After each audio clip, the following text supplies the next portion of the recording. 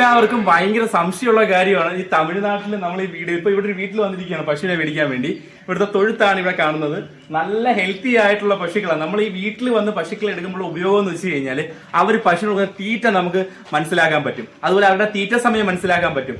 നമുക്ക് കുറെ കാര്യങ്ങൾ തമിഴ്നാട്ടിൽ വരുമ്പോൾ കാര്യങ്ങൾ മനസ്സിലാക്കാനും ഈ പശുവിന്റെ കുറെ നേരത്തുള്ള കാര്യങ്ങൾ നമുക്ക് വീക്ഷിക്കാനും പറ്റും. നമ്മൾ ചന്തകളിൽ പോയി പശു എടുക്കുമ്പോഴത്തേക്കും ഇത്രയും കാര്യങ്ങൾ നമുക്ക് മനസ്സിലാക്കാൻ പറ്റത്തില്ല. പിന്നെ പശുവിന്റെ കറവ കാണാം, പശുവിന്റെ സ്വഭാവം മനസ്സിലാക്കാം.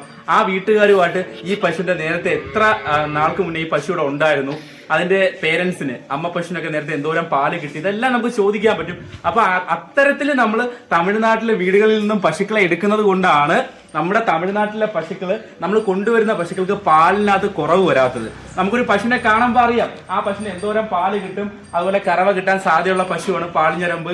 ആ പശു നമുക്ക് കാഴ്ചയിൽ തന്നെ മനസ്സിലാക്കാൻ പറ്റും. അപ്പൊ അത്തരത്തിലാണ് തമിഴ്നാട്ടിൽ നിന്നും ഓരോ പശുക്കളെയും ഞാൻ സെലക്ട് ചെയ്ത് നമ്മുടെ നാട്ടിൽ കൊണ്ടുവന്ന് നമ്മൾ പശുവിനെ കൊടുക്കുന്നത്. പാലിന് ഗ്യാരണ്ടി ഇല്ല എന്ന് പറഞ്ഞതിന്റെ കാരണം ഞാൻ കറവ കാണാത്തതുകൊണ്ടാണ്. ഇവിടെ പ്രസവിച്ച് ഒരു 4-5 ദിവസമായ പശു നമ്മുടെ നാട്ടിൽ കൊണ്ടുവന്നാൽ പാലാവത്തില്ല. പ്രസവിക്കാൻ ഒരാഴ്ച അല്ലെങ്കിൽ 4-5 ദിവസം അല്ലെങ്കിൽ 10 ദിവസം ഗ്യാപ്പുള്ള പശുക്കളെ കൊണ്ടുവന്നു കഴിഞ്ഞാൽ തീർച്ചയായിട്ടും പശുക്കൾക്ക് പാലാവുക തന്നെ ചെയ്യും.